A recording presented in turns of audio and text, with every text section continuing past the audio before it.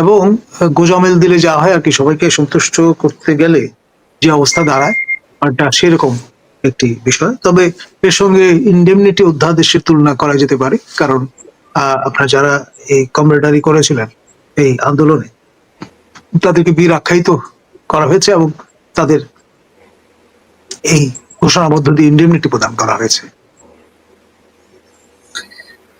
এই বীর আখ্যায়িত করার আরেকটা ইতিহাস আছে আমাদের।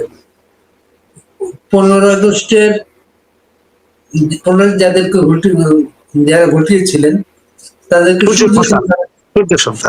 সূর্য সন্তান আখ্যায়িত করা হয়েছিল, এবং আজকে সেই সূর্য সন্তানদের অনেকে ছিলেন কক্সবাজারে। খুব আলোচনা তৈরি করেছে। এই জিনিসটা আপনি কিভাবে দেখেন? দেখুন, নৈতিকভাবে এটি সমর্থনযোগ্য নয়। কারণ হচ্ছে, যারা এই কাণ্ডটি করেছেন তাদের বিবেকের দংশন কেন হলো না আমার কাছে আশ্চর্য লাগছে। কারণ অসংখ্য সহযোদ্ধার রক্ত মারিয়ে তারা কক্সবাজার চলে গেছেন। তাদের উচিত ছিল রাষ্ট্রীয় যে আয়োজনটি করা হয়েছে তাদেরই প্রতিষ্ঠিত সরকার সেখানে শারীরিকভাবে উপস্থিত থাকা।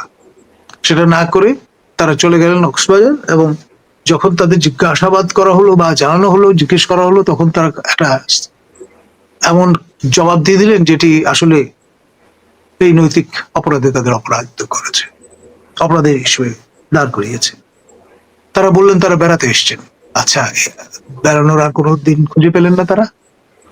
Y 5th of August? আমার ছাত্র আবু সাইদ এবং মুগ্ধের রক্ত মারিয়ে যাওয়ার সামিল হলো এই কাজটি।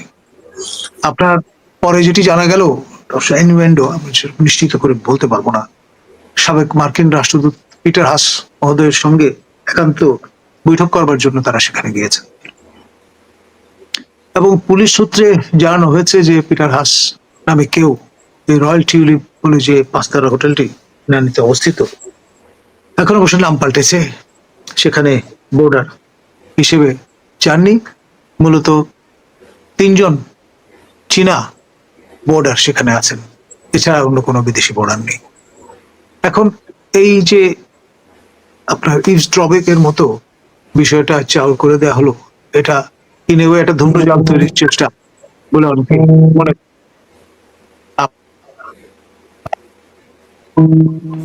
একজন যদি না হন, তিনি কিন্তু কফি খাওয়ার জন্য অন্য হোটেল থেকে সেখানে হাজির হতে পারেন। আর পিটার হাস মহোদয় যখন মান্যবর রাষ্ট্রদূত ছিলেন, তখন কিন্তু এরকম ধূম্রজাল তিনি বা তাকে ঘিরে তৈরি হয়েছিল। গেলেন শ্রীলঙ্কা বাউন্ড এরোপ্লেনে, পরে জানা গেল তিনি গেছেন স্বদেশী। তো এই ধরনের আপনার লুকোচুরি অনেক সময় খেলা হয়ে থাকে, এবং এই দস্তুর একেবারে নতুন নয়, এবং তারই অনুবর্তী হয়েছেন বোধহয় এই নব্য তুর্কিরা। ধন্যবাদ। এই জুলাই ঘোষণা খুঁটিনাটি পর্যালোচনা নানাভাবে নানাজন করেছেন। আপনার কাছে এমন কোনো অনুসন্ধান আছে? দেখুন, আমি এই পুরো ঘোষণাপত্রটি পাঠ করেছি, নানান সূত্র থেকে আমার কাছে এসছে, এবং আমার কাছে মনে হয়েছে এটা বেসিক্যালি শেখ হাসিনার কাসিদা। শিয়া ট্রেডিশনে আপনি দেখবেন যে মবিয়া, তারপর ইয়াজিদের প্রতি অভিসম্পাত দিয়ে নানা রকম কাসিদা রচনা করা হয় বা হয়েছে। তো অনেকটা সেই ধারাবাহিকটি অনুসরণ করেছেন আমাদের এই বর্তমান হুকুমতের যিনি কান্ডারি ইউনূস মহোদয়। তিনি বারংবার শেখ হাসিনার নানান রকমের শর্টকামিংস তুলে ধরবার চেষ্টা করেছেন, এবং প্রকারান্তরে শেখ হাসিনা কি আপনার প্রমিনেন্স দিয়েছেন তার এই ঘোষণার মধ্য দিয়ে নেতিবাচক অর্থে। আর এখানে আমাদের প্রত্যাশা ছিল তিনি রীতিমতো বিশ্ব চমকে দেওয়া নানান রকমের ঘোষণা এখানে সন্নিবেশিত করবেন। 21st সেঞ্চুরিতে শেষ অব্দি বাংলাদেশ কোথায় গিয়ে উপনীত হবে তার নেতৃত্বে, সেটি জানান দেওয়ার চেষ্টা করবেন। তিনি নতুন নতুন ইনোভেশনের কথা বলবেন, তেমনটি ছিল প্রত্যাশা। আপনার সেকেন্ড রিপাবলিক এবং সংবিধান নিয়ে পরিষ্কার বক্তব্য রাখবেন, সেগুলো কিন্তু এখানে অনুপস্থিত। তো ফলে আপনার এটি যেমন জামাত ইসলামের নায়েবে আমিরকে হতাশ করেছে, তেমনি সকল আপনার সচেতন ব্যক্তি যারা বাংলাদেশের তাদেরও হতাশ করে দেয় ভিন্ন ভিন্ন অবস্থানগত কারণে। এখন তিনি তো আসলে সবাইকে ম্যানেজ করার চেষ্টা করেছেন এর মধ্যে দিয়ে, ফলে ভাগের মা যেমন গঙ্গা পায় না, এখানে অবস্থাটা তেমন হয়েছে। ধন্যবাদ। এখানে কতবার যেহেতু, কতবার সেহেতু, কতবার আওয়ামী লীগ, কতবার শেখ হাসিনা, এটাতে পরিসংখ্যানও বেরিয়েছে। এবং জুলাইয়ের শহীদদের জাতীয় বীর ঘোষণা করা হয়েছে। ভবিষ্যতের যারা আসবেন, এটা খুব গুরুত্বপূর্ণ একটা জায়গা হচ্ছে সংবিধানে অন্তর্ভুক্ত করা। সংবিধানে অন্তর্ভুক্ত না করা পর্যন্ত এটা মূল্যহীন। সেই গ্যারান্টিটা আপনি কি পাচ্ছেন? দেখুন, কাছে কাঁঠাল গোফে তেল দেওয়ার মতো একটা বিষয়। আপনার আপনার বাড়ির সামনের রাস্তাটা আপনি কাউকে লিখে দিলেন। এ ধরনের কাণ্ড ফরাসি যেই দেশে তিনি বসবাস করতেন সেই দেশে আছে। বিশ্ববিখ্যাত আইফেল টাওয়ার, এটি 3বার এক ঠগি বিক্রি করে দিয়েছিল সাফল্যের সঙ্গে, চতুর্থবার ধরা পড়েছে। এখন এটা তো মার্কেটিং একটা স্কিল, আর এই স্কিলে তো তিনি সেরা, বিশ্ব সেরা। সুতরাং আমি অবাক হব না সেই আইফেল টাওয়ার বিক্রির মতো কোনো কাণ্ড করে বসেছেন কিনা থেকে কে জানে। ঠিকই একইভাবে কিন্তু আমাদের এখানে বঙ্গভবন বিক্রি করা অথবা হাইকোর্টের দেখানো ভবনকে নিজের বাড়ি দেখিয়ে বিয়ে করা, যেমন এমন নজির কিন্তু আমাদের। কারণ আতা যিনি চলচ্চিত্র নির্মাতা ছিলেন, সেরকম একটি ইতিহাস রচনা করেছেন। আমি তার আত্মীয় স্বজনের সঙ্গে চেক ব্যাক করে শুনেছি ঘটনাটার সত্যতা আছে, একেবারে গালগপ্প নয়। সংবিধানে এটা অন্তর্ভুক্তিটা, রাজনৈতিক দলগুলা কি আপনার মনে হয় এর ঐক্যমত্যে পৌঁছেছেন? দেখুন, তারা এখন সিন্দাবাদের এই দত্তঘাত থেকে নামাতে পারলে বাঁচেন, সেই জন্য যা বলে তাই তথাস্থ। আপাতত রাস্তা মাপেন, নির্বাচনের তারিখ দেন। মানে এক পর্যায়ে তো বিএনপির একজন সিনিয়র নেতা বলেই ফেলেছেন যে ভাই আপনি নীতিতে অপারগ হলে আমরাই তারিখ দিয়ে দেব। মানে কতটা অধৈর্য হলে মানুষ এইরকম পর্যায়ে যায়, এবং সবার ধৈর্যচ্যুতি ঘটিয়ে ফেলছেন তিনি, এটা বলতেই হবে। আওয়ামী লীগ একটা গুরুত্বপূর্ণ রাজনৈতিক অংশ বাংলাদেশের। টুডে টুমোরো এখন আওয়ামী লীগকে মাইনাস করে চিন্তা করা যেতে পারে, দিন শেষে আওয়ামী লীগকে মাইনাস করে বাংলাদেশে স্টেবল রাজনীতি হবে না।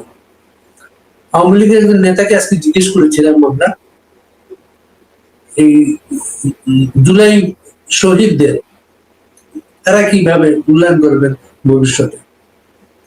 তারা উত্তর দিয়েছেন, তারা আগে প্রতিটা হত্যাকাণ্ডের যথাযথ তদন্ত, কে কিভাবে মারা গেল, কার হাতে কে হত্যাকাণ্ডের শিকার হলো, এই জিনিসটা তারা আগে নিশ্চিত হওয়ার চেষ্টা করবেন। আপনি কি বোঝেন জিনিসটা? Fair enough. আমার পরিষ্কার মনে হচ্ছে আমার ছাত্র আবু সাইদ, তিনি হত্যাকাণ্ডের সম্মুখীন হওয়ার পরে, তখন শেখ হাসিনা ক্ষমতায়, তিনি তার ভাষায় দাফন কাফন থেকে শুরু করে সবকিছুর ইন্তজাম করে দিয়েছিলেন। এবং ভুলে গেলে চলবে না, আবু সাইদ শেখ হাসিনার শ্বশুরবাড়ি অঞ্চলের মানুষ। তো ফলে তিনি যে জেস্টারটি দেখিয়েছেন, এটি গুডউইল জেস্টারই বলবো আমি। আর আপনার আমরা যারা শিক্ষক, আমাদের সরাসরি ছাত্র যারা, তারা যদি হত্যাকাণ্ডের সম্মুখীন হন, ডেফিনেটলি যেই পলিটিক্যাল পারসুয়েশনের মানুষই হন না কেন, আমরা অবশ্যই তার নিন্দা করব এবং আপনার অভিভাবক হিসেবে আমরা পাশে দাঁড়াবো। এবং সেই ভূমিকা আমিও নিয়েছি। আমি প্রথম সবার আগে আবু সাইদের হত্যাকাণ্ডের নিন্দা করেছি, শোক। বাণী প্রদান করেছি এবং আহ্বান জানিয়েছি আমার সাকসেসর যিনি ভাইস চ্যান্সেলর ছিলেন, পঞ্চম ভাইস চ্যান্সেলর, তাকে শোকবাণী প্রদানের জন্য। যদিও তিনি দ্বিধান্বিত ছিলেন, আমি নিজে শোকবাণী না দিয়ে পিআরওকে দিয়েছেন। আজকে প্রফেসর হাসিবুর রশিদ পঞ্চম ভাইস চ্যান্সেলর, তিনি আবু সাইদ হত্যাকাণ্ডের আসামি। তো এই যে আপনার এই যে বিষয়টা, যে শেখ হাসিনা তার পিতাকে আপনার অভ্যর্থনা করেছিলেন, তার মতো করে সহায়তা করবার চেষ্টা করেছিলেন। আপনার যখন একটা নির্মোহ বিশ্লেষণে যাবেন, সব বিষয় কিন্তু আপনার ফোরফ্রন্টে নিয়ে আসতে হবে। আপনার এককভাবে কৃতিত্ব দাবি করার চেষ্টা করাটা বোধহয় সমীচীন নয় কোন পক্ষে। ধন্যবাদ। এই ঘোষণার আগে পরে জাতীয় ঐক্যমত্য কমিশনের অনেকগুলো বৈঠক আমরা দেখেছি, এবং আজকে তাদের অনেকেই অনুপস্থিত ছিলেন। এখানে কোনো অনৈক্য আছে না এটা আনুষ্ঠানিকতা মাত্র? আমার কাছে মনে হয়েছে এক ধরনের ফ্যাটিক কাজ করছে, অবসাদ। মানে এই যে সিরিজ অফ মিটিংস, যেখানে চা নাস্তা খেয়েছেন, বাক বিতরণটা হয়েছে, নানান রকমের আপত্তি উঠেছে। যেমন রুহিন হোসেন প্রিন্স কমিউনিস্ট পার্টির পক্ষ থেকে তিনি ওয়াক আউট করেছেন, রীতিমতো আপনার আপত্তি জানিয়েছেন, সহমত পোষণ করছেন না, সে কথাটি জানান দিয়েছেন। তো এরকম অনেকেই আছেন যারা গিয়েছেন কিন্তু সহমত পোষণ করেননি। মানিক ভাই, এর বিরুদ্ধে আয়োজনের পেছনে একটা বড় উদ্দেশ্য ছিল, বড় একটা সমাবেশ ঘটানো। বাংলাদেশের এই চত্বরে অনেক বড় বড় সমাবেশের ইতিহাস আছে কিন্তু, এবং স্বতঃস্ফূর্ত সমাবেশ ছিল অনেক কিছু। এত ট্রেন ভাড়া করা, এত কিছু করা, অফিস আদালত ছুটি দেয়া, গার্মেন্ট ছুটি দেয়া, দিন অফিস শেষে অর্ডার দেওয়া হয়েছে যে এটা বাধ্যতামূলক, আপনাকে আসতে হবে সমাবেশ স্থলে। অর্জনটা কি দিন শেষে?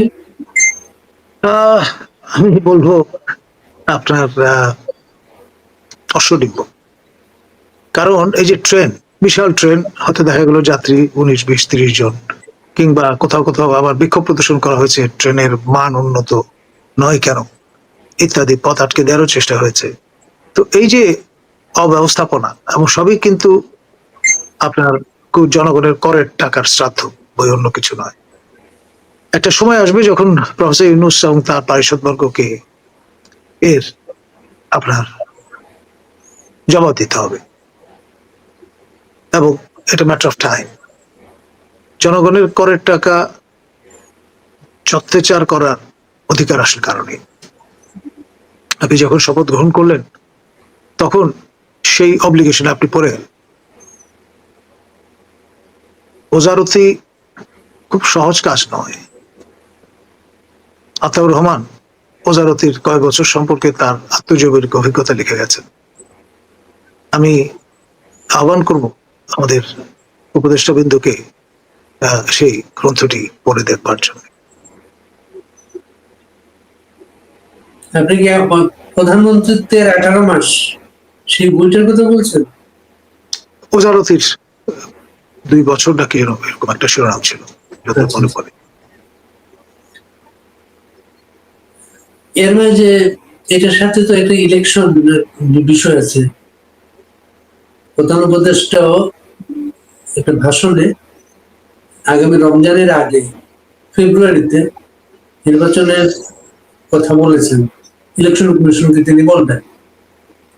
ঠিক 2 দিন আগে একজন উপদেষ্টা ফরিদ আক্তার, তিনি বলেছেন বিচার শেষ না হওয়া পর্যন্ত তারা ক্ষমতা ছাড়বেন না, বা এই বিষয়টা রাজনৈতিক দলের হাতে ছেড়ে দেবেন না।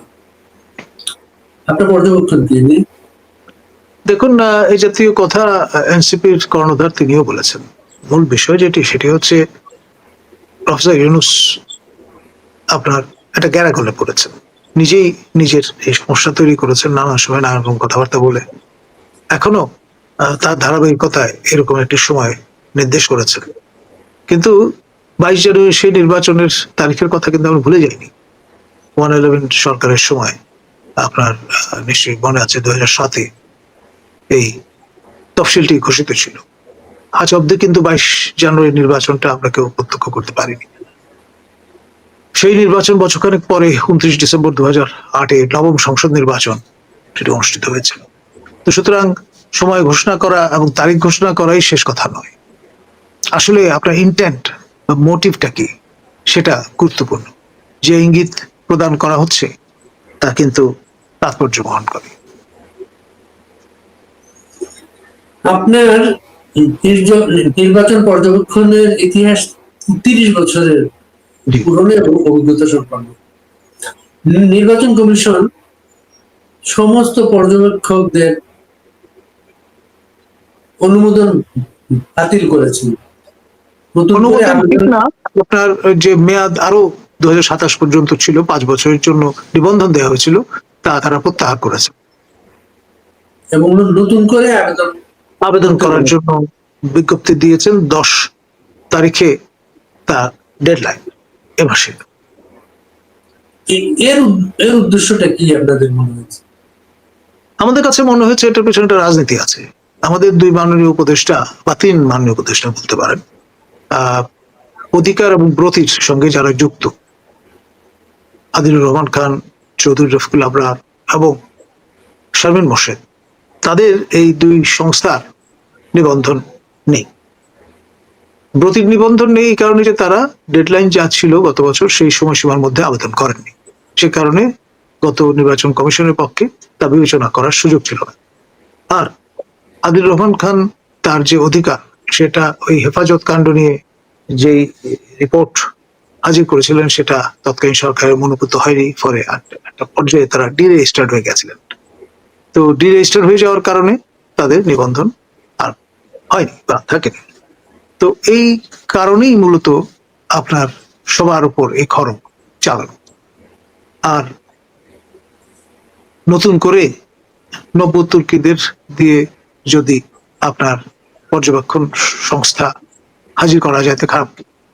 সেই সুবিধার্থে আপনার পর্যবেক্ষকদের ন্যূনতম বয়স সীমা ছিল 25 বা তদূর্ধ্ব সার্টিফিকেট অনুসারে, সেটি এখন কমিয়ে 21 করে দেওয়া হয়েছে।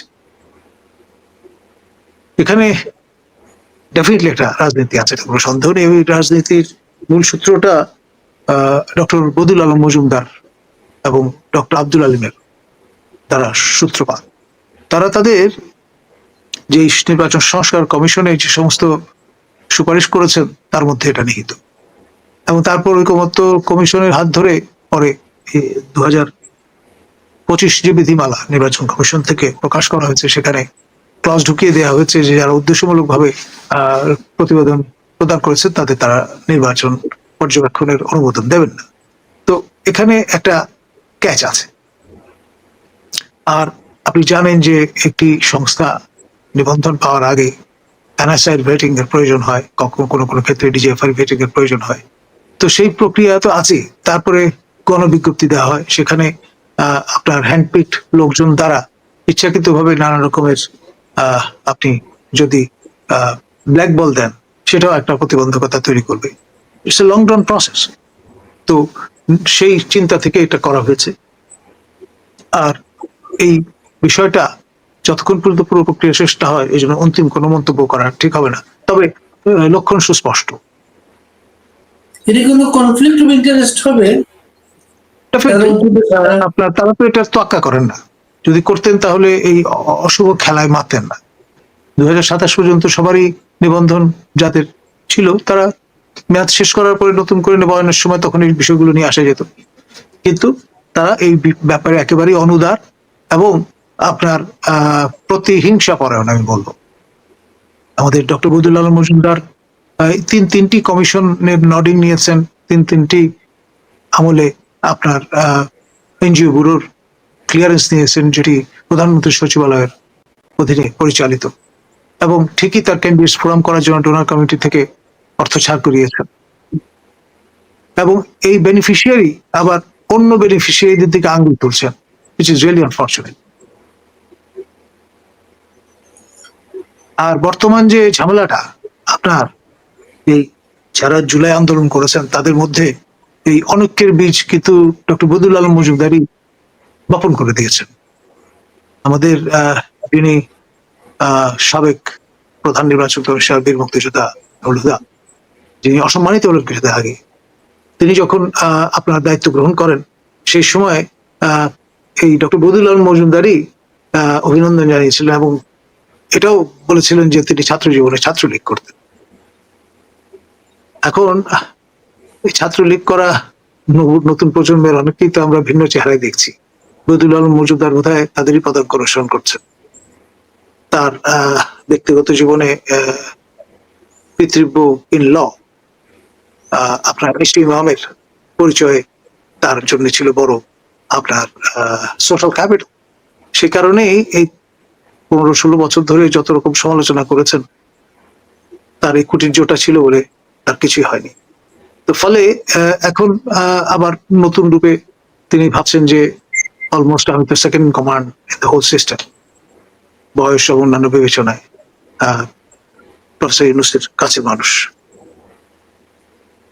তো ফলে ডিভিডেন্ড যা নেওয়ার সেটা নিচ্ছেন এবং ভবিষ্যতে কোনো কম্পিটিটর রাখতে চান না, নিজের জন্য পথটা মসৃণ করতে চান, সেই সব চিন্তা থেকে এগুলো করেছেন। আর পাশাপাশি এই পুরো যে তার টার্মস অফ রেফারেন্স সেখানটা এমন ভাবে প্রণয়ন করেছেন যাতে আপনার এই নির্বাচন পদ্ধতি বিতর্কটা না আসে, এবং এটা বিষটা রেখে দিয়েছেন যাতে ঐক্যবদ্ধ কমিশন পরবর্তীতে যে পরিস্থিতি পরিবেশটা আরো ঘোলাটে হয়। এবং খেয়াল করে দেখেন জামাত এবং ইসলামী আন্দোলন এবং তাদের সমমনস্ক দলগুলো প্রায় 18টা দল তারা কিন্তু ব্ল্যাক বল দিয়ে বসেছে যে নির্বাচন পদ্ধতি পিআর সিস্টেমে না হলে তারা সন্তুষ্ট নন।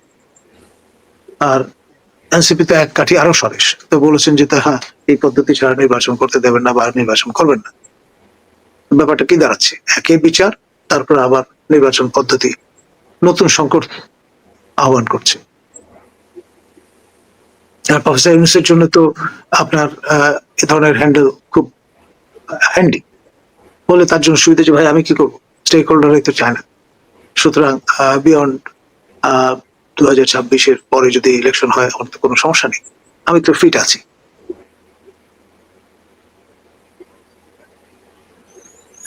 এই জুলাই সনদ ঘোষণার পরে রাষ্ট্রপতির ভবিষ্যৎ, জরুরি অবস্থা, নানা আলোচনা ছিল। এগুলো কি প্রাসঙ্গিক এখন? একেবারেই উড়িয়ে দেওয়া যায় না, এই কারণে যে যেই ঘোষণাটি আপনি দেখছেন নানামুখী চাপে পড়ে এই রূপ পরিগ্রহ করেছে। আপনি খেয়াল করে দেখেন ইঙ্গিতটা কিন্তু আমাদের মাননীয় উপদেষ্টা মাহফুজ আলম দিয়ে দিয়েছেন। গতকালই তিনি স্ট্যাটাস দিয়েছিলেন যে 111-এর পদধ্বনি শুনতে পাচ্ছি। এটা তো এমনি এমনি দেননি, সেরকম আশঙ্কা থেকে এই ঘোষণাটি চরিত্র পাল্টে গেছে।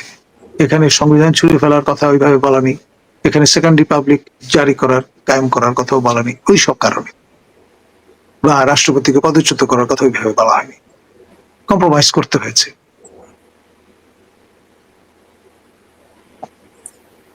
রাষ্ট্রপতির বিবৃতি জুলাই বিপ্লব নিয়ে বিতর্ক এসেছে বিবৃতিটি নিয়ে। আমরা গতকালকে বঙ্গভবনে যোগাযোগ করেছিলাম, বঙ্গভবন থেকে বলা হয়েছে তারা যে বিবৃতি দিয়েছেন, যেটা প্রকাশ পেয়েছে, এটা এক বিবৃতি না, সেটাকে ঘষামাজা করা হয়েছে এবং রাষ্ট্রপতি কোনো বিবাদে যেতে চাননি। আপনাদের কিছু তথ্য আছে ব্যাপারে?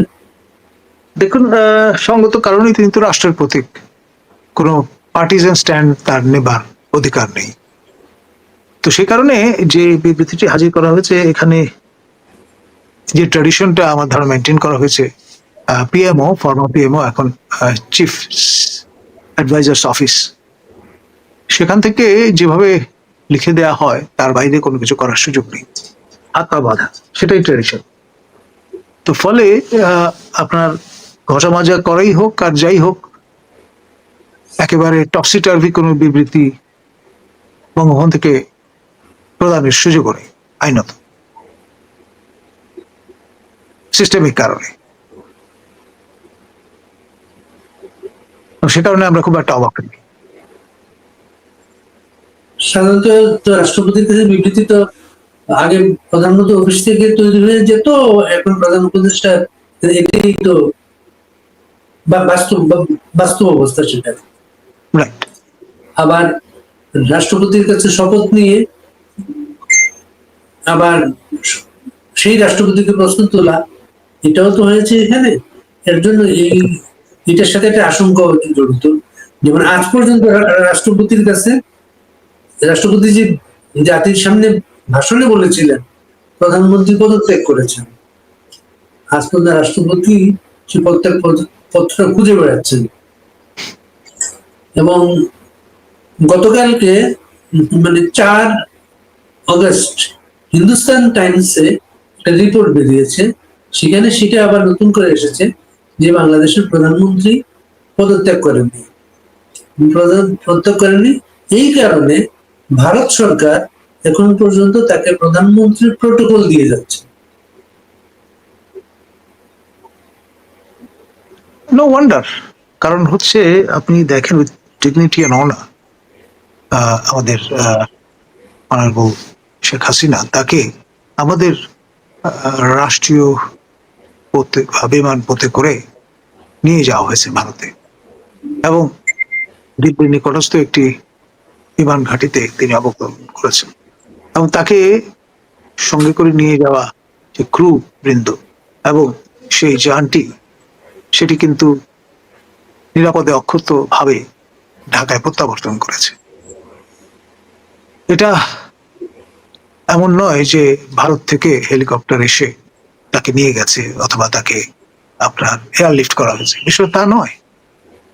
তো সুতরাং এখানে আমাদের পছন্দ হোক বা না হোক, প্রোপাগান্ডিস্ট পার্সপেক্টিভ থেকে যেভাবেই বলি না কেন, তিনি ওই অর্থে আপনার চুপচাপ চলে গেছেন, এটা ভাবার কোনো কারণ আছে বলে আমি মনে করি। এবং তার সাথে যারা গিয়েছিলেন তাদের একজন ছিলেন মেজর জেনারেল কবির আহমেদ, প্রধানমন্ত্রীর সামরিক সচিব, MSPM, military secretary of the prime minister. হ্যাঁ, তিনি তার আগে ডিজিএফআই তে কাজ করেছেন। তিনি কিন্তু এই প্রফেসর ইউনূসের সামরিক সচিব ছিলেন 3 মাস, এখন অন্য একটা পোস্টিং এ আছেন। কিন্তু এই কর্মকর্তাদের সমপ্রহারে যে প্রধানমন্ত্রী আরেক দেশে নিয়ে যাওয়া হলো, এই প্রশাসন এখনো বলে যাচ্ছে প্রধানমন্ত্রী পালিয়ে গেছে। এটা ধরুন এক ধরনের ন্যারেটিভ। আপনার তোতা পাখিকে যদি আপনি শিখিয়ে দেন, তোতা পাখি যা শিখিয়ে শেখাবেন তাই বলবে, ময়না পাখিকে যা শিখিয়ে দেবেন ময়না তাই বলবে, কারণ টকিং বার্ডস। তো সেরকম হোমোসেপিয়ান যারা আপনার এই বয়ান রপ্ত করেছেন তারা আউড়ে যাচ্ছেন। ডিজিএফ এর একটা চরিত্র মেজর আফিজ এখন খুবই আলোচিত। আমি ব্যক্তিগতভাবে তাকে চিনি, তিনি এডুকেশন কোরের একজন অফিসার, ডিজিএফআই তে পোস্টেড ছিলেন এবং পিএইচডি ফেলো ছিলেন আমার যতদূর মনে পড়ে। তার পিএইচডির গল্পটা ছিল তিনি বঙ্গবন্ধুকে নিয়ে পিএইচডি করছেন, সেটার কোনো ফলাফল জানেন আপনি? আমি এখন পর্যন্ত তার নামের আগে ডক্টরেট, এই মানে সুশোভন সরকারের ভাষায় সিং, সেটি ব্যবহৃত হতে দেখছি না। এবং তার যে অংশগ্রহণটা, আজকে আমরা জনগণতন্ত্র নিয়ে খুঁজতে গিয়ে আমরা পেলাম হচ্ছে 2024-এর 29 জুলাই তিনি জনগণটা যোগ দেন। এর আগে পর্যন্ত তিনি দৈনিক বাংলায় ছিলেন, এবং সেখানে একটা আলোচিত বিষয় ছিল হাফিজ নাফিজ 2 ভাই, ওরা একসাথে থাকলে কোনো সমস্যা থাকে না কোথাও। নাফিজ এখনো সমস্যায়, হাফিজ তিনি আমার যতদূর মনে পড়ে ডুয়েল ন্যাশনাল কানাডার নাগরিক এবং পদ্মা ব্যাংকের কর্ণধার ছিলেন। এর আগে ফার্মার্স ব্যাংকেও তিনি ছিলেন এবং আপনার ক্যানাডিয়ান ইউনিভার্সিটি বাংলাদেশেরও কর্ণধার তিনি ছিলেন, বাড়ি গোপালগঞ্জ। দুজনের বাড়ি গোপালগঞ্জ। জি। গোপালগঞ্জ তো একটা অভিশাপের নাম এখন। হাফিজের জন্য তো অভিশাপ মনে হচ্ছে না সেটা। আপনার নাফিজ মহোদয় যা বিত্তবেসাত করবার সেটা তো করেছেন। এক সময় ব্যাংক কর্মকর্তা থেকে ব্যাংকের মালিক হয়েছেন এবং আপনার কানাডা প্রবাসী হয়েছেন, এবং সেই বিষয়টি মাথায় রেখেই তিনি কানাডিয়ান ইউনিভার্সিটি বাংলাদেশ প্রতিষ্ঠা করেছিলেন।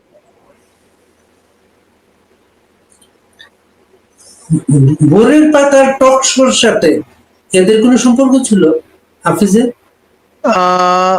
এইটা আমি নিশ্চিত করে বলতে পারবো না। ভোরের পাতার টক শোর সাথে আপনি জড়িত ছিলেন? আমি গেস্ট হিসেবে গেছি মাঝে মধ্যে, মানে আমি অ্যাঙ্কর ছিলাম না।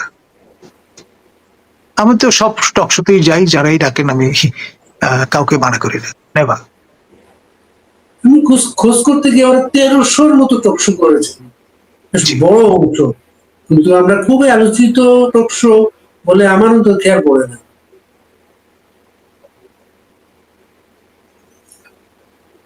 এই পত্রিকাটার মালিক পক্ষ আজকে পত্রিকায় অবাঞ্ছিত।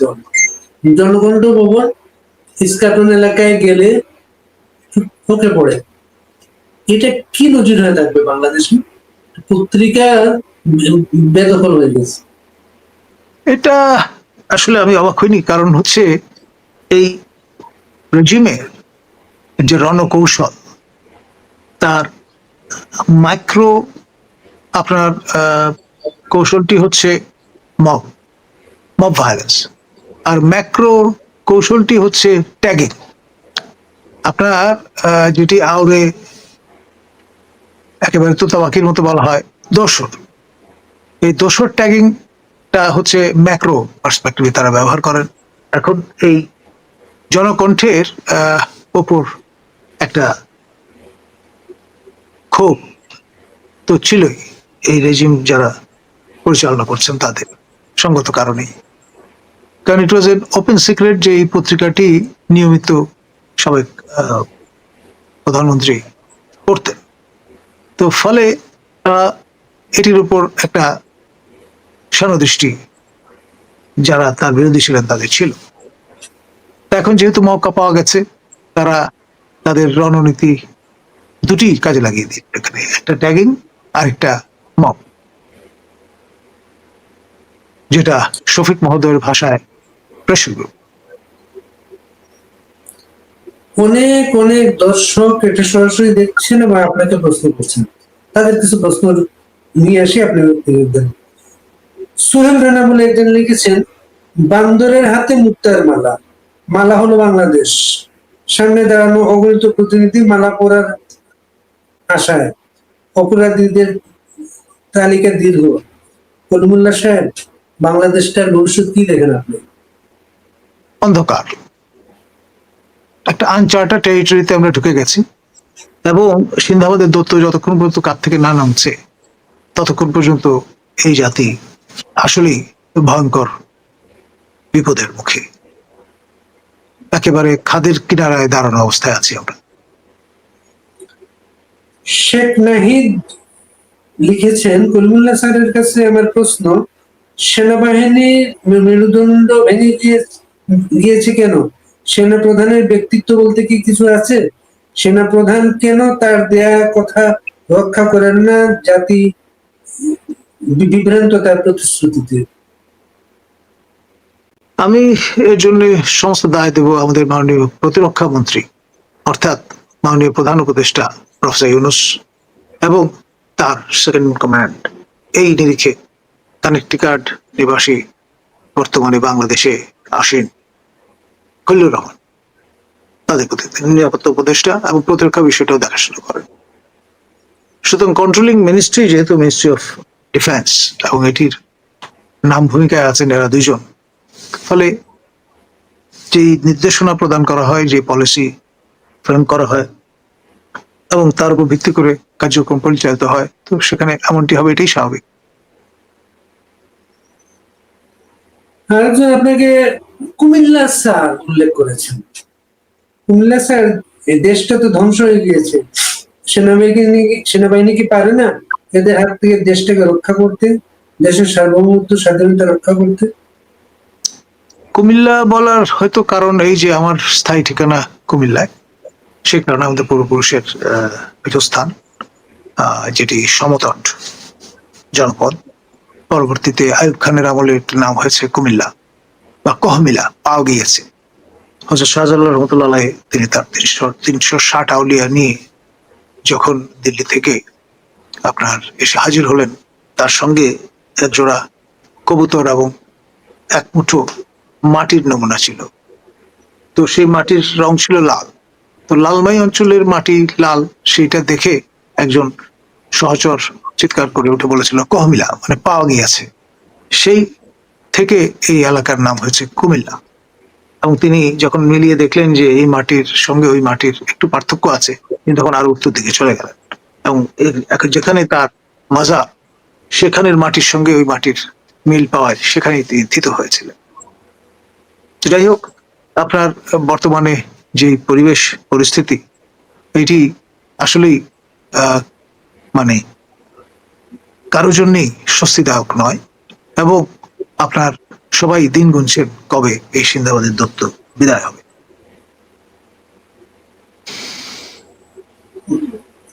কামালউদ্দিন হবি তিনি লিখেছেন, মোহাম্মদ ইউনূস কোনদিন রাষ্ট্রপতি হতে পারবেন কিনা, আপনি কি মনে করেন? আমার ধারণা তিনি প্রেফার করবেন সেক্রেটারি জেনারেলের পদ জাতিসংঘের। গুতারেস মডেলে তিনি হাঁটছেন। গুতারেস মহোদয় প্রথমে পররাষ্ট্রমন্ত্রী ছিলেন, পরে প্রধানমন্ত্রী হয়েছেন পর্তুগালের, তারপরে সেক্রেটারি জেনারেল। আমাদের প্রফেসর ইউনূসও তত্ত্বাবধায়ক সরকারের উপদেষ্টা ছিলেন মন্ত্রী মর্যাদায়, এখন প্রধান উপদেষ্টা প্রধানমন্ত্রী মর্যাদায়। পরবর্তী ডেস্টিনেশন হতে পারে সেক্রেটারি জেনারেল অফ ইরান। দেশের থাকে, তিনি যদি এখানে থাকেন বঙ্গভবনে, বঙ্গভবনে থাকলে দশা কি হয় সেটা আমাদের শাহাবুদ্দিন চুপ্পু মহোদয়কে দেখেই তো তিনি অনুমান করতে পারছেন। সুতরাং এই সোনার পিঞ্জরায় তিনি ঢুকতে চাইবেন বলে আমার মনে হয় না। যার আমলে তার দেশে মব সন্ত্রাস বলে একটা জিনিস চালু হয়েছে, যার আমলে তার দেশে বিচার প্রার্থী মানুষের উপর আদালতে হামলা করা হয়েছে, তাকে কি জাতিসংঘের মহাসচিব পদে সদস্য দেশগুলো ওয়েলকাম করতে পারে? ভাই, মন কলা খেতে তো কোনো অসুবিধা নেই। আপনি এই এক্সপ্রেশন বোধ বাংলা ভাষা ছাড়া আর কোথাও নেই। তো স্বপ্ন দেখতে অসুবিধা কোথায়? সেটা দিবাস ভাবেই হোক, দিবা ভাগেই হোক, আর রাত্রেই হোক। একজন লিখেছে, ইয়াহিয়া খান 1971 সালের 5 আগস্ট শ্বেতপত্র প্রকাশ করেছিলেন, সেটার ফলাফল আমরা সবাই জানি। এই 5 আগস্টের এই ঘোষণাপত্রের ভবিষ্যৎটা কি? এটা আসলে নিশ্চিত করে বলা যাবে না। এই ঘোষণাপত্র যারা প্রকাশ করেছেন তাদের হয়তোবা একটা সময়ে বিচারের কাঠগড়ায় দাঁড়াতে হতে পারে। আপনার এই কাজটি করবার কথা একটি অ্যাকাউন্টেবল গভর্নমেন্টের, অর্থাৎ পার্লামেন্ট যেখানে আছে, নির্বাচিত পার্লামেন্ট, তাদের। এই যে ঘোড়ার আগে গাড়ি জুতবার যে চেষ্টাটি হলো, সেটির ফলাফল ভালো নাও হতে পারে।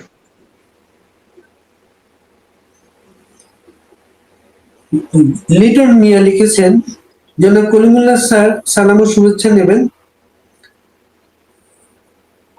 এই সুদী মহাজন ইউনূসের ঘোষণাপত্র কি 72-এর সংবিধান বাতিল করতে পারে? এই ঘোষণাপত্র কি বিএনপি বা তাদের জোট মেনে নেবে? দেখুন, এটা তো ধরুন একটা পর্যায়। আলটিমেটলি পার্লামেন্টে যখন বিষয়টা উঠবে, তখন পার্লামেন্টের থার্ড বেয়ার আলোচনা হবে, এবং যে ফর্মে আছে এটা হয়তো সেইভাবে গৃহীত নাও হতে পারে। আমরা আজকে একটা শেষ প্রশ্ন এখানে থেকে রাখি। আশরাফুল আলম, কলিমুল্লাহ স্যারের কাছে জানতে চাই, রাজনীতিতে তো শেষ বলে কোনো কথা নেই। আওয়ামী লীগ কি আগামী নির্বাচনে কোনো প্রক্রিয়া অংশগ্রহণ করতে পারবে? দেখুন, যদি ইনক্লুসিভ নির্বাচন না করা হয় তাহলে যে প্যারেনিয়াল ক্রাইসিসে আমরা আছি সেটি কিন্তু কাটবে না। 14, 18 এবং 24-এর নির্বাচন যেই দোষে দুষ্ট, একই দোষে দুষ্ট হবে ত্রয়োদশ সংসদ নির্বাচন। আপনার নির্বাচনটিকে তখন বলা হবে ফ্লড। আমরা যেমন আগের নির্বাচনকে বলেছি ফ্লড, অর্থাৎ ত্রুটিপূর্ণ। কারণ ফুল পার্টিসিপেশন যদি না থাকে, শুধুমাত্র ব্যক্তি ভোটার নয়, দলগুলোরও, তাহলে এখানে এই এক্সক্লুসিভিটি ইনক্লুসিভিটির সমস্যা তৈরি হবে। তো সেই জন্যে আন্তর্জাতিক সম্প্রদায় আসলে ইনক্লুসিভ নির্বাচন চান সকল অর্থে। তো সেই জন্যে শুধুমাত্র আওয়ামী লীগ নয়, জাতীয় পার্টি এবং 14 দল সবার অংশগ্রহণটা এখানে নিশ্চিত করাটা জরুরি। হঠাৎ করে গতকাল থেকে ভারতের সাথে আমেরিকার সম্পর্কের অবনতির একটা আভাস পাওয়া যাচ্ছে। ডোনাল্ড ট্রাম্প বলেছেন রাশিয়া থেকে কম দামে তেল কিনে বিশ্ববাজারে বিক্রি করে ভারত ব্যাপকভাবে আয় করছে, কাজেই তার ট্যারিফ তিনি আরো বাড়িয়ে দেবেন। ভারতের সাথে যদি আমেরিকার সম্পর্কের অবনতি ঘটে, সেটা কি আমাদের অঞ্চলে কোনো প্রভাব ফেলতে পারে? এটার ইম্প্যাক্ট হবে ফার রিচিং। আপনি খেয়াল করে দেখেন, অজিত দোভাল মহোদয় তিনি তার চাইনিজ কাউন্টার পার্টির সঙ্গে ইতিমধ্যে বৈঠকে বসেছিলেন এবং এর পেছনে কুশীলব হিসেবে কাজ করছেন পুতিন মহোদয়। রাশিয়ান ফেডারেশনের সঙ্গে 1-to-1 বাইল্যাটারাল বেসিসে চমৎকার সম্পর্ক চীন এবং আলাদাভাবে ভারতের। ভারত আপনার মার্কিন কক্ষপটে ঢুকেছিল, কিন্তু যখন তার ন্যাশনাল ইন্টারেস্ট ব্যাহত হচ্ছে, তারা ঘোষণা দিয়েছে তারা মার্কিন যুক্তরাষ্ট্রের F-35 বিমান, জঙ্গি বিমান কিনবে না, যেহেতু শুল্ক বাড়িয়ে দেওয়া হচ্ছে, এবং তার বদলে রাশিয়ান মেড আপনার ওয়ার টয়েস তারা প্রকিউর করবেন। এটা একটা রীতিমতো চপেটাঘাত মার্কিন গণ্ডদেশে। আর আপনার আপনি এখানে এশিয়া মহাদেশ, আপনি জানেন 21st century is for the Asian continent। এখানে এই মহাদেশে পরাশক্তি চীনের অবস্থান, পরাশক্তি রাশিয়ান ফেডারেশনের অবস্থান, যদিও বিশ্ব পরিচিতি রাশিয়ার ইউরোপীয় দেশ হিসেবে তার এই বিস্তৃত চরাচরের সর্ববৃহৎ অংশ কিন্তু এশিয়া মহাদেশে অবস্থিত, বিয়ন্ড ইউরাল মাউন্টেন। আর এখানে আপনার উদীয়মান শক্তি ভারত। সুতরাং ভারত কিন্তু আপনার সফট স্টেট নয়। তারা যদি অ্যাসার্ট করা শুরু করে, আপনার এই ইন্ডিয়ান ওশান ড্রিমে মার্কিনদের সমস্যা করতে হবে। ডিয়াগো গার্সিয়া তখন হুমকির সম্মুখীন হয়ে পড়বে। আর রাশিয়ানদের, তারপরে চাইনিজদের, তারপরে আপনার ইন্ডিয়ানদের ব্লু ওয়াটার নেভি আছে। তখন আমেরিকাকে ডিপেন্ড করতে হবে আনজুস প্যাক্ট ভুক্ত দেশগুলোর উপরে, অর্থাৎ আপনার নিউজিল্যান্ড এবং অস্ট্রেলিয়া। তার মানে আরো দক্ষিণমুখ ডিফেন্সে যেতে হবে, উত্তরমুখ অগ্রসর হওয়াটা হয়ে যাবে সুদূর প্রসারী একটা বিষয়। এবং সেই বিষয়টি আন্দাজ করেই আপনার বার্মার জুন্তা সরকারের সঙ্গে হবলবিং এর চেষ্টা করছে আপনার ট্রাম্পের সরকার। এটাও কিন্তু একেবারে 180 ডিগ্রি সমারসল্টের মতো একটা বিষয়। গাজার যে গণহত্যা 60,000 ছাড়িয়েছে, এখন মানুষ প্রতিদিন রিলিফ নিতে গিয়ে মারা যাচ্ছেন এবং না খেয়ে মারা যাচ্ছেন। এই পরিস্থিতিতে ফ্রান্স, ব্রিটেন এবং আরেকটা দেশ কানাডা, 3টা দেশ তারা বলেছে জাতিসংঘের আগামী অধিবেশনে তারা ফিলিস্তিন রাষ্ট্রের পক্ষে অবস্থান নেবেন। অস্ট্রেলিয়ান প্রাইম মিনিস্টার পরশুদিন রাতে হঠাৎ করে মাহমুদ আব্বাসকে ফোন করেছেন, ফোন করে বলেছেন জাতিসংঘ অধিবেশনের সাইডলাইনে তিনি তার সাথে বসবেন। গাজার এই ব্যাপক প্রাণহানির বিনিময়ে ফিলিস্তিন রাষ্ট্রের কি কোনো সম্ভাবনা তৈরি হচ্ছে? দেখুন, ইসরায়েল হচ্ছে এমন একটি রাষ্ট্র যারা পৃথিবীর অনেক কিছু নিয়ন্ত্রণ করে। ইকোনমি বলেন, মিডিয়া বলেন, আপনার ওয়ার মেশিন বলেন, সবকিছু। পৃথিবীর এখন পর্যন্ত সবচেয়ে শক্তিশালী রাষ্ট্র মার্কিন যুক্তরাষ্ট্র, এবং মার্কিন যুক্তরাষ্ট্রকে একমাত্র নিয়ন্ত্রণের সুযোগ আছে ইসরায়েলের। মার্কিন যুক্তরাষ্ট্র যখনই আঘাতপ্রাপ্ত হয়েছে তারা কিন্তু রিটালিয়েট করেছে। একমাত্র ইসরায়েলের ক্ষেত্রে তেমনটি ঘটেনি। তারা একটা ফ্রেন্ডলি ফায়ারের মধ্যে ফেলে মার্কিন একটি রণতরী ধ্বংস করে দিয়েছিল, কিন্তু আমেরিকাকে সেটি হজম করতে হয়েছে। এই রকমের ব্যতিক্রমে আপনার কোনো উদাহরণ পৃথিবীর ইতিহাসে আর দ্বিতীয়টি নেই। আর এখানে আপনার ট্রাম্প মহোদয় সম্পর্কে যেটি বলা হয় যে তিনি বছর দুয়েক আগে কনভার্টেড হয়েছেন ইন্টু জুডাইজম তার সান ইন লর সূত্রে, এবং তারই উৎসাহে আপনার তেল আভিভ থেকে মার্কিন দূতাবাস, যেটা ইসরায়েল ইটারনাল ক্যাপিটাল বলে দাবি করে, জেরুজালেম, সেখানে আপনার স্থানান্তর করা হয়েছে। এবং এখন প্রক্রিয়া চলছে লার্জার ইসরায়েল গঠনের। ইজিপ্ট থেকে শুরু করে ইরাক পর্যন্ত পুরো টেরিটরি নিয়ে জান ল্যান্ড অর্থাৎ লার্জার ইসরায়েল তৈরির প্রক্রিয়ার অংশ হিসেবে গাজার উপরে অ্যাট্রসিটি নেমে এসছে। আপনি ইসরায়েলি আইডিএফ সোলজারদের, ইসরায়েলি সোলজারদের যে ইনসিগনিয়া, সেখানে দেখবেন লার্জার ইসরায়েলের ম্যাপ অঙ্কন করা আছে, ইজিপ্ট থেকে শুরু করে এই ইরাক পর্যন্ত পুরো টেরিটরি। এবং ইতিমধ্যে আপনি জানেন যে ইসরায়েল তাদের পার্লামেন্টে আপনার ওয়েস্ট ব্যাংক অ্যানেক্সেশনের রেটিফিকেশন প্রদান করেছে। গোলান হাইটস তো তারা আগেই রেটিফাই করে দিয়েছে, এবং তাদের একটা পরিকল্পনা আছে গাজা খালি করবার, গাজা অকুপাই করবার, এবং গাজার অধিবাসীদের একটা কৃত্রিম দ্বীপ তৈরি করে ভূমধ্যসাগরে রাখবার, যারা অবশেষে বেঁচে থাকবেন। এই প্রস্তাব তারা 2016-তে দিয়েছেন। তো ফলে সেই লক্ষ্যের স্থলী এবং শিওরলি ইসরায়েল অগ্রসর হচ্ছে। এটি আপনার ওয়েস্টার্ন মরাল যে বেসিস সেটাকে টানা দিয়েছে, সে কারণেই হয়তো ফ্রান্স, যুক্তরাজ্য এবং কানাডা রিথিঙ্ক করছে। এটা বেসিক্যালি জাতিসংঘের যে রেজলিউশন তারই বাস্তবায়ন, নতুন কিছু নয়। কিন্তু ডিফ্যাক্টো সেন্সে ইসরায়েল ম্যাটার করে, এবং তাদের হাত অনেক লম্বা। বাংলাদেশের সীমান্ত তারা নিয়ন্ত্রণ করে, এটা আমরা অনেকেই জানি না। এই যে কাঁটাতারের বেড়া, ওয়াচ টাওয়ার, সবই কিন্তু ইসরায়েলি যে আপনার মডেলটা আছে তার বাস্তবায়ন। এবং ফেলানির মতো মানুষ যখন মরে ঝুলে থাকলো, এটারও পেছনে ইসরায়েল। আপনার ইসরায়েল যখন থেকে নাইট ভিশন, গুগল এবং গ্যাজেট দিয়ে সমৃদ্ধ করা শুরু করলো বিএসএফ কে, তখন থেকে দিন রাতের কোনো পার্থক্য আর থাকলো না। 47 পরবর্তী সময়ে আমাদের সীমান্তবর্তী অঞ্চলের মানুষজন এর থ্রাইভিং প্রফেশনই হচ্ছে আপনার চোরাচালান। তো সেটা তারা under the darkness, cover of darkness তারা করে থাকতেন। এখন এই নাইট ভিশন, ইসরায়েলি গুগলের কারণে এখন কোনো পার্থক্য নেই।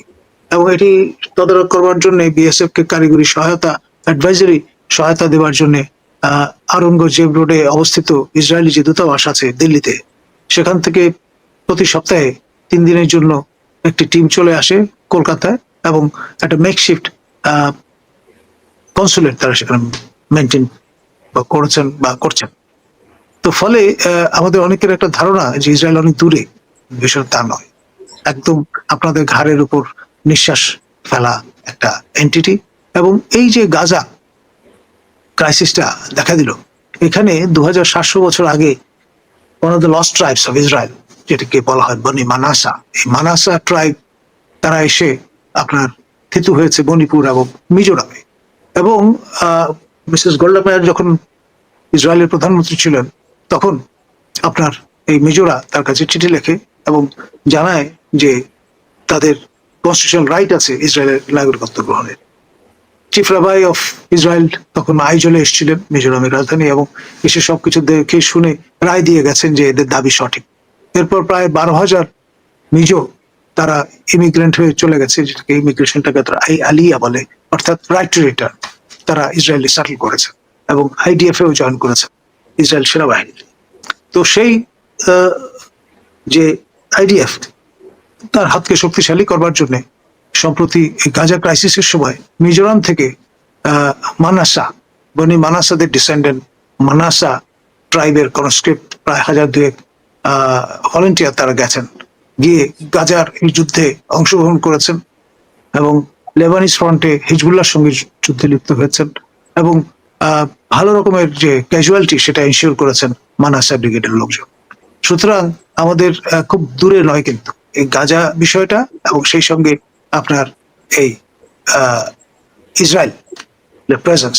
এবং আমরা এখানে যে গাজা মার্চটা করেছি এই সরকারের আমলে, সেটা সবচেয়ে বেশি প্রমিনেন্টলি ফিচার্ড হয়েছে ইসরায়েলের পত্রপত্রিকায়। আপনার হ্যারেটস, তারপরে জেরুজালেম পোস্ট, ইসরায়েল নিউজ, এরা ব্যাপক কাভারেজ দিয়েছে। এবং মজার ব্যাপার হচ্ছে Israel is the first country which recognize Bangladesh on 28th of April 1971। আমাদের দিদান foreign minister late Khondaker Mostaq Ahmad নিজে স্বাক্ষর করে চিঠি পাঠিয়েছেন ইসরায়েলের প্রেসিডেন্টের কাছে বাংলাদেশ সরকার ও রাষ্ট্রকে স্বীকৃতি দেওয়ার জন্য। On the basis of that 29th of April 1971 Israel কিন্তু বাংলাদেশকে প্রথমবার মতো স্বীকৃতি দেয়। দ্বিতীয়বারের মতো তারা আবার রিট্রেট করে 1972-তে আফটার লিবারেশন। সুতরাং as far as Israel is concerned, they recognise Bangladesh. আমরা এটা রেসিপ্রোকেট করিনি এখন পর্যন্ত। এবং আমাদের আরেকটা বিষয় হচ্ছে আপনার ফোন যে মনিটর করা হয় বাংলাদেশে, এই প্রযুক্তিতে ইসরায়েলের, এবং এই প্রযুক্তিতে বাংলাদেশ ইটালির একটা কোম্পানি দিয়ে দিয়েছে।